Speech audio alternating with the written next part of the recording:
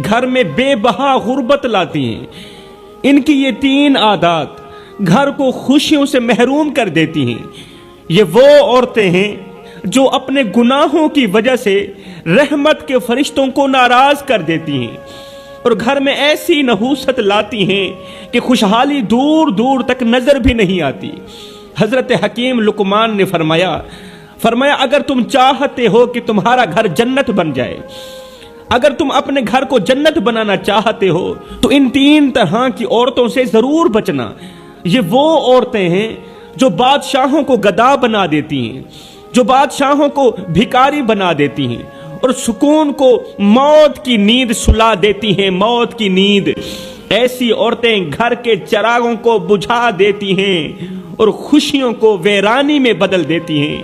آپ غور کریں کہ آپ کے گھر میں وہ عورتیں تو موجود نہیں جو یہ 3 گناہ بڑے شوق سے کرتی ہیں، اور اس لیے آپ کا گھر بھی غربت کی دلدل میں پھنسا ہوا ہے۔ عورتوں کے 3 گناہوں کی وجہ سے تمہارا گھر بھی غربت کی دلدل میں پھنسا ہوا ہے۔ کہیں ایسا تو نہیں ہو رہا؟ اگر یہ عورتیں آپ کے گھر میں بھی موجود ہیں، 3 گناہ شوق سے کرنے والی عورتیں اگر آپ کے گھر میں بھی موجود ہیں، تو پھر سمجھ لو آپ کے رزق کی برکت اور سکون کی نعمت خطرے میں ہے۔ رزق کی برکت بھی خطرے میں ہے، سکون کی گھڑی بھی خطرے میں ہے۔ یہ عورتیں ہر نعمت کو زوال میں بدل دیتی ہیں، ہر چھوٹی بڑی نعمت کو زوال میں بدل دیتی ہیں۔ کن کی وجہ سے؟ 3 گناہوں کی وجہ سے، اور گھر کو پریشانیوں کا شکار بنا دیتی ہیں 3 گناہوں کی وجہ سے۔ حضرت حکیم لقمان نے فرمایا ایسی عورتوں سے بچنا جن کے اعمال تمہارے گھر کی بنیادوں کو ہلا دیں۔ ایسی عورتوں سے ضرور بچنا جو تمہاری اولاد کا مستقبل تباہ و برباد کر دیں۔ ایسی عورتوں سے بچنا جن کی وجہ سے تم ساری زندگی ہمیشہ کے لیے غربت کی دلدل میں پھنسے رہو، اس طرح پھنسو کہ باہر نکلنے کو کوئی راستہ ہی نہ ملے۔ دوستو، اگر تم نے ان باتوں کو نظر انداز کیا جو میں تمہیں بتا رہا ہوں، تو یاد رکھو خوشحالی تمہارے دروازے سے بھی ہمیشہ کے لیے دور ہو سکتی ہے۔ اگر تم لوگوں نے میری باتوں کو نظر انداز کیا تو آخر وہ کون سی 3 طرح کی عورتیں ہیں جو آنے والے رزق کو ٹھکرا دیتی ہیں؟ کون سی 3 طرح کی عورتیں ہیں؟ فرمایا نمبر 1، غربت کے دنوں میں اپنے شوہر سے حرام کا تقاضا کرنے والی عورت۔ وہ عورت جو غربت کے دنوں میں اپنے شوہر کو کہتی ہے کہیں سے لے آؤ، حلال لے آؤ، حرام لے آؤ، میری ہر چھوٹی بڑی خواہش پوری ہونی چاہیے، کہیں سے بھی لے آؤ۔ یہاں پر میں تمہیں ایک دل دہلا دینے والا واقعہ سنانا ضروری سمجھوں گا۔ یہ ایک ایسا واقعہ ہے، اس نے لاکھوں کروڑوں بھٹکے ہوئے نوجوانوں کو راہ راست پر لگا دیا۔ یہ ایک ایسا واقعہ ہے، لاکھوں کروڑوں کی زندگی میں انقلاب لانے کا ذریعہ بنا۔ آپ بھی ایک بار ضرور سنیں۔ اب جو عورتیں اپنے شوہروں سے حرام کا تقاضا کرتی ہیں نا، وہ بھی دل کے کانوں سے سنیں، اور جو غربت میں صبر کے ساتھ اپنے شوہر سے حلال کا تقاضا کرتی ہے وہ بھی ضرور سنیں۔ ایک دن ایک بہتے ہوئے دریا نے قریب کے پہاڑ سے کہا تم ایک ہی جگہ پر کھڑے رہتے ہو۔ بہتے ہوئے دریا نے قریب کے پہاڑ سے کہا کہ تم ایک ہی جگہ پر قائم رہتے ہو، کھڑے رہتے ہو، لیکن ایک میں ہوں جو ہمیشہ بہتا رہتا ہوں، ایک میں ہوں جو ہمیشہ بہتا رہتا ہوں۔ کیا زمین پر کوئی ایسا دل دہلا دینے والا واقعہ رونما ہوا ہے جو مجھے بہنے سے روک دے اور تجھے پگھلا کے رکھ دے، تجھے رلا کے رکھ دے؟ میں بہتا رہتا ہوں، تو ایک ہی جگہ پر کھڑا رہتا ہے۔ مجھے بتا، کیا زمین پر کوئی ایسا دل دہلا دینے والا واقعہ رونما ہوا ہے جو مجھے بہنے سے روک دے اور تیرے پتھروں کو پگھلا کے رکھ دے؟ اتنے میں آسمان سے ایک فرشتہ زمین پر اترا، کہنے لگا چپ کرو، میں تمہیں ایک دل دہلا دینے والی کہانی سناتا ہوں، میں تمہیں ایک کہانی سناتا ہوں۔ یہ ایک میاں بیوی کی کہانی ہے جن کی محبت اور صبر اور قربانی نے فرشتوں کو بھی حیران کر دیا، فرشتوں کو بھی رلا دیا۔ وہ کہانی کچھ یوں ہے کہ ایک غریب مزدور تھا جو روزانہ صبح سویرے اپنی بیوی کو دعا کے ساتھ رخصت کرتا اور خود کام پر نکل جاتا۔ بیوی ایک نہایت ہی عبادت گزار اور صابرہ عورت تھی، لیکن غربت نے اس کے دل کو تھوڑا سخت کر دیا تھا۔ بیوی ویسے عبادت گزار تھی، اس نے صبر کا دامن مضبوطی سے پکڑا ہوا تھا، لیکن غربت نے اس بیوی کو تھوڑا سخت کر دیا تھا۔ وہ اکثر اپنے شوہر سے کہتی کہ ہماری زندگی میں خوشحالی کب آئے گی، ہماری زندگی میں اچھے دن کب آئیں گے، کیا یہ غربت ہماری قسمت میں ہمیشہ کے لیے لکھ دی گئی ہے؟ آگے شوہر ہنس کر کہتا، بیوی صبر کرو، صبر کا دامن مضبوطی سے پکڑو، کیونکہ اللہ تعالیٰ صبر کرنے والوں کے ساتھ ہوتا ہے۔ اللہ اپنے بندوں کو آزماتا ہے۔ اللہ کے جو پیارے ہوتے ہیں نا، شوہر ہنس کر اپنی بیوی کو کہہ رہا تھا کہ اللہ کے جو پیارے ہوتے ہیں نا، اللہ کے جو محبوب بندے ہوتے ہیں نا، اللہ تعالیٰ انہیں آزماتا ہے۔ آزمانے کے بعد جب اس کے بندے کامیاب ہو جاتے ہیں، آزمائش میں کامیاب ہو جاتے ہیں، تو پھر اللہ اپنے بندوں کو اتنا نوازتا ہے کہ پھر حد کر دیتا ہے۔ پھر دنیا کے بڑے بڑے بادشاہ ان پر رشک کرتے ہیں، ان کے مقدروں پر رشک کرتے ہیں۔ مجھے اللہ پر یقین ہے کہ وہ ہماری دعائیں ضرور سنے گا، اللہ ہماری دعائیں ضرور سنے گا۔ لیکن بیوی کے دل میں بے چینی بڑھتی جا رہی تھی۔ کس چیز کی بے چینی؟ غربت کی بے چینی، کہ اس کی بیوی کا کوئی بھی خواب پورا نہیں ہوتا تھا غربت کی وجہ سے، کہ آخر ہم ان برے دنوں سے کب نکلیں گے، اس غربت کی دلدل سے کب نکلیں گے۔ ایک دن شوہر بیمار ہو گیا اور کام پر نہ جا سکا۔ بیوی نے گھر کے حالات کو دیکھ کر خود بازار جانے کا فیصلہ کیا تاکہ شوہر کے لیے کچھ کھانے پینے کا انتظام کرے۔ لیکن بازار پہنچ کر اس کے پاس پیسے نہیں تھے، کھانا خریدنے کے لیے پیسے نہیں تھے۔ وہ ایک دکاندار کے پاس گئی، کہا، بھائی میرے پاس پیسے نہیں ہیں، لیکن کیا تم مجھے کچھ آٹا اور کھانے کا سامان ادھار دے سکتے ہو، ادھارا سامان دے سکتے ہو؟ دکاندار نے مذاق اڑاتے ہوئے کہا، جس طرح ہمارے دکاندار مذاق اڑاتے ہیں، اگر تمہارے پاس دینے کے لیے کچھ نہیں تو لینے کا حق کیسے ہے؟ برائے مہربانی ادھار مانگ کر ہمیں شرمندہ مت کریں۔ یہ کہہ کر دکاندار نے اسے خالی ہاتھ لوٹا دیا۔ بیوی دل شکستہ ہو کر گھر واپس آئی، خالی ہاتھ گھر واپس آئی، لیکن اس کے چہرے پر غصے یا بے چینی کے بجائے صبر کے آثار تھے۔ بیوی نے صبر کا دامن مضبوطی سے پکڑا ہوا تھا۔ اس نے گھر پہنچ کر شوہر کے قریب بیٹھ کر کہا، روتے ہوئے کہا، آج میں نے بازار میں اپنی بے بسی کی انتہا دیکھی ہے۔ آج میں نے کسی غیر محرم مرد کے آگے ہاتھ پھیلایا ہے اور اس نے مجھے خیرات نہیں دی، مجھے آٹا نہیں دیا، اس نے ذرا بھی میری غربت پر رحم نہ کیا، ذرا بھی ترس نہ آیا اس۔ لیکن میں نے یہ سوچا ہے کہ اگر اللہ ہمیں آزمائش میں ڈال سکتا ہے تو وہی اللہ ہمیں اس دلدل سے نکالے گا بھی صحیح، اس آزمائش سے ضرور نکالے گا۔ لیکن آج سے میں کسی کو کوئی شکایت نہیں کروں گی، بس اللہ سے مدد مانگوں گی۔ میں جو کچھ بھی مانگوں گی اللہ سے مانگوں گی، میں کسی کے آگے ہاتھ نہیں پھیلاؤں گی، کیونکہ آج میں نے بے بسی کی انتہا دیکھی ہے۔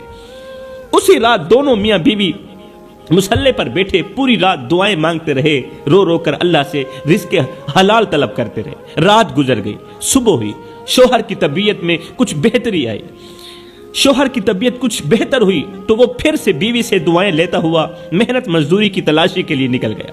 پورا دن بازار میں بیٹھا رہا مگر اسے کوئی کام نہ ملا، پورا دن بازار میں بیٹھا رہا، اسے کوئی کام نہ ملا۔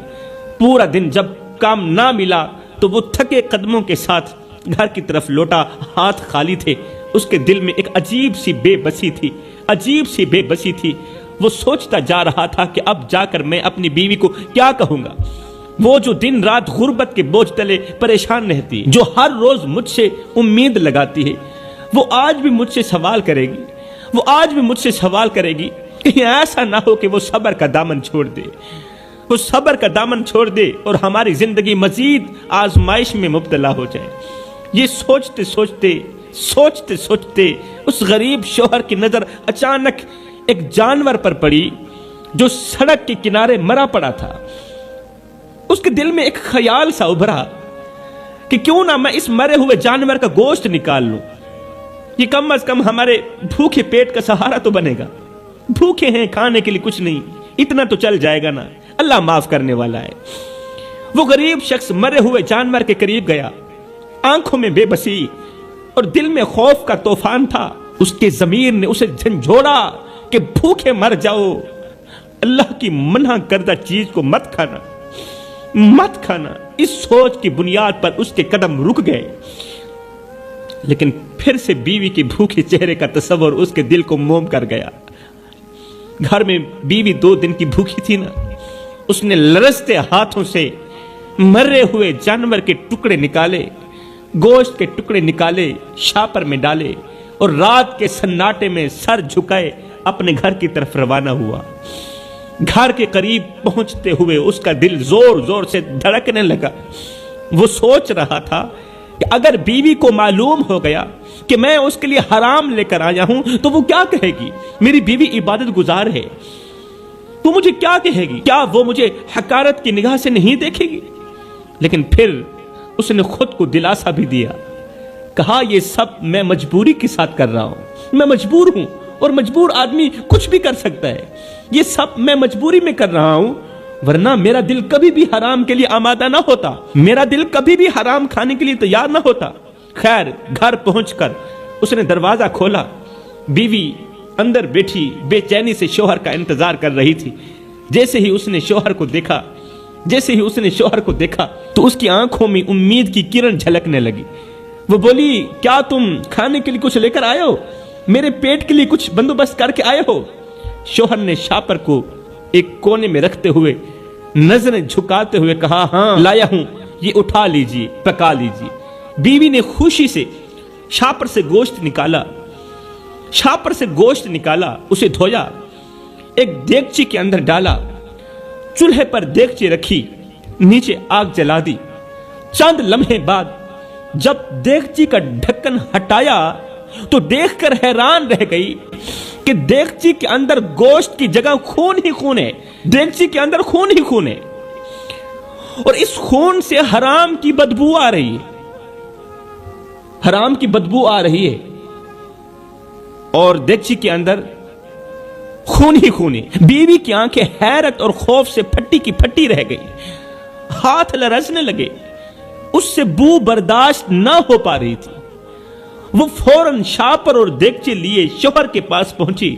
وہ شوہر جو صحن کے کونے میں چپ چاپ بیٹھا رو رہا تھا، اس کے پاس آ کر کہا، مجھے سچ بتانا کہ یہ گوشت کہاں سے لائے ہو، گوشت کہاں سے لائے ہو، حقیقت چھپانا مت، مجھے سچ بتانا۔ شوہر نے نظریں جھکا لی، اس کے چہرے پر شرمندگی کے سائے تھے۔ لرزتی ہوئی آواز میں اس نے کہا، میں مجبور ہو گیا تھا، تیری بھوک، تیرے چہرے کی مایوسی میرے دل پر بوجھ بن گئی تھی، میں نہیں سمجھ پایا کہ میں کیا کر رہا ہوں، تیری بھوک نے مجھے اندھا کر دیا تھا، تیری مایوسی نے مجھے اندھا کر دیا تھا۔ یہ سنتی ہی بیوی آنسوؤں کے ساتھ شوہر کے قدموں پر پڑ گئی۔ روتے ہوئے بیوی نے کہا، اے میرے سرتاج، ہمیں بھوک سے مرنا قبول ہے لیکن حرام کھانا کبھی قبول نہیں ہے۔ اللہ نے ہمیں آزمائش دی ہے لیکن اس کا حکم توڑنا ہمیں کہیں زیادہ نقصان پہنچا سکتا ہے۔ کیا تم نہیں جانتے او میرے سرتاج، مجھے حرام کھلانے والے، کیا تم نہیں جانتے کہ حرام رزق میں کبھی سکون نہیں ہوتا، حرام رزق میں کبھی سکون نہیں ہوتا۔ جو عورتیں اپنے شوہروں کو حرام کمانے پر مجبور کرتی ہیں وہ دنیا کی بدبخت عورتوں میں سے ہوتی ہیں، وہ دنیا کی بدقسمت عورتوں میں سے ہوتی ہیں۔ بیوی کا یہ جملہ کہ میں بھوک سے کیوں نہ مر جاؤں، مجھے حرام کا لقمہ مت کھلانا، مجھے حرام مت کھلانا، ہائے یہ جملہ اللہ کی ذات کو اتنا پسند آیا کہ اللہ کی ذات اسی لمحے کے اندر ان پر مہربان ہو گئی، ان دونوں میاں بیوی پر مہربان ہو گئی۔ یہ ایک جملہ اللہ کو اتنا بڑا پسند آیا کہ میرے لیے جب بھی لے کر آنا حلال کا نوالا لے کر آنا، یہ جملہ میرے اللہ کو اتنا پسند آیا کہ اللہ کی ذات ان پر مہربان ہو گئی۔ اے میرے شوہر، میں بھوک سے کیوں نہ مر جاؤں، مجھے حرام مت کھلانا، مجھے موت منظور ہے، حرام منظور نہیں ہے، موت قبول ہے، حرام قبول نہیں ہے۔ مطلب کہ عورت کا یہ ایک ایسا جملہ ہے جو گھر میں بے بہار رزق لاتا ہے، غیب سے رزق لاتا ہے۔ اب پوری رات یہ عبادت میں بیٹھے رہے، اللہ کی عبادت میں مصروف رہے۔ دوسرے دن کا سورج طلوع ہوا، اس کا شوہر گھر کے باہر بیٹھا تھا، اچانک ایک اجنبی شخص ان کے دروازے پر آیا، کیونکہ اب آزمائش کے دن نکل چکے تھے، اب پریشانیوں کے دن ختم ہو چکے تھے، اب اچھے دن آنے والے تھے۔ اچانک ایک اجنبی شخص ان کے دروازے پر آیا اور کہا کہ بھائی میں آپ کے گھر کے پاس سے گزرا، آپ کے گھر سے مجھے جنت کی خوشبو آئی ہے، آپ کے گھر سے مجھے جنت کی خوشبو آئی ہے، کیا میں یہاں ایک رات گزار سکتا ہوں؟ جنت کے اندر مجھے ایک رات گزارنے دو گے؟ کیا میں ایک رات گزار سکتا ہوں؟ یہ بات سنتے ہی یہ غریب شخص پریشان ہو گیا کہ اگر میں نے مہمان کو اپنے گھر بٹھا دیا تو ظاہر ہے کھانا بھی کھلانا پڑے گا، پانی بھی پلانا پڑے گا، جبکہ ہمارے گھر میں روٹی کا ایک ٹکڑا بھی موجود نہیں، سوکھی روٹی کا ٹکڑا بھی موجود نہیں، ہمارے اپنے کھانے کو نہیں، مہمان کو کیا کھلائیں گے؟ بیوی نے کہا تم پریشان مت ہو، مہمان کو اپنے کمرے کے اندر بٹھاؤ، مہمان کو اندر جگہ دو، کمرے کے اندر بٹھاؤ، اور یہ لو میرا ایک لباس، یہ لو میرا ایک لباس بیچ کر مہمان کے لیے کھانے پینے کا بندوبست کرو۔ شوہر نے ایسا ہی کیا، شوہر نے ایسا ہی کیا۔ اجنبی شخص نے وہیں رات گزاری اور صبح جاتے وقت ایک تھیلا دیا غریب کو۔ اجنبی نے صبح واپس جاتے وقت اس نے غریب کو ایک تھیلا دیا اور ساتھ میں کہا یہ جو تھیلا ہے یہ آج سے 20 سال پہلے میرے مرشد نے مجھے دیا تھا، اور ساتھ میں کہا تھا کہ جب بھی اور کہیں بھی جس گھر کے اندر سے تجھے جنت کی خوشبو آئے، اللہ اکبر، زندگی کے کسی موڑ پر بھی، کسی سفر میں بھی، جب بھی اور کہیں بھی جس گھر کے اندر سے تجھے جنت کی خوشبو آئے، بس یہ امانت ان گھر والوں کو دے دینا۔ اس جنت کے اندر جو لوگ رہائش پذیر ہیں، یہ امانت اس گھر میں رہنے والوں کے سپرد کر دینا، یہ امانت اس جنت کے اندر رہنے والوں کے سپرد کر دینا۔ لہٰذا بھائی یہ لیجیے آپ کی امانت اور مجھے اجازت دیجیے میں یہاں سے جا رہا ہوں۔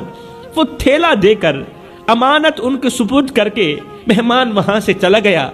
جب شوہر اور بیوی نے تھیلا کھولا تو دیکھ کر حیران رہ گئے کہ اس میں سونے اور چاندی کے سکے بھرے ہوئے تھے، کیونکہ اب مشکل وقت ختم ہو چکا تھا، اب آگے آسانیاں ہی آسانیاں تھیں، کیونکہ ہر مشکل کے بعد آسانی ہوتی ہے۔ تھیلا سکوں سے بھرا ہوا تھا اور وہ سکے چاندی کے نہیں تھے، وہ سکے سونے کے تھے۔ میرے بھائیو، یہ واقعہ ہمیں سبق دیتا ہے کہ جو عورتیں ہمیشہ اپنے شوہروں سے حلال کا تقاضا کرتی ہیں وہ اپنی زندگی میں اچھے دن ضرور دیکھتی ہیں۔ قسم ہے اللہ پاک کی، ایسی عورتیں اپنی زندگی میں اچھے دن ضرور دیکھتی ہیں، اپنی زندگی میں عروج ضرور دیکھتی ہیں۔ ایسی عورتیں جلد ہی مشکلات سے نکل جاتی ہیں۔ آج میرے معاشرے کی ہر ایک عورت پریشانی کی دلدل میں کیوں پھنسی ہوئی پتہ ہے تمہیں؟ صرف اس لیے کہ یہ عورت حلال اور حرام کی تمیز نہیں کر پا رہی، اسے حلال و حرام کی تمیز کا پتہ ہی نہیں ہے، اس لیے تو اس کے گھر میں پریشانیوں کے علاوہ اور کچھ بھی نہیں۔ تو فرمایا اگر تم اپنے گھر میں بے بہا رزق لانا چاہتی ہو، غربت اور پریشانیوں سے بچنا چاہتی ہو، تو اپنے شوہر سے حلال کی ڈیمانڈ کرو، حرام سے بچو، پھر دیکھنا کیسے تمہارے گھر میں خوشحالیاں آتی ہیں، پھر دیکھنا تم زیرو سے ہیرو بن جاؤ گے۔ گھر کا رزق ختم کرنے والا جو دوسرا گناہ ہے وہ ہے تکبر۔ تکبر چاہے مال کا ہو، دولت کا ہو، حسب کا ہو، نسب کا ہو، انسان کو تباہ و برباد کر کے ہی دم لیتا ہے۔ تیسرا گناہ مال کے ہونے کے باوجود بھی جو عورتیں دروازے پر آئے کسی سائل کو روٹی نہیں دیتی، کسی ضرورت مند کی ضرورت کو پورا نہیں کرتی، جو عورت فقیر کو خیرات نہیں دیتی، مال بھی ہے، دولت بھی ہے، پھر بھی غریب کی مدد نہیں کر پا رہی، ایسی عورت کبھی بھی زندگی میں اچھے دن نہیں دیکھ سکتی۔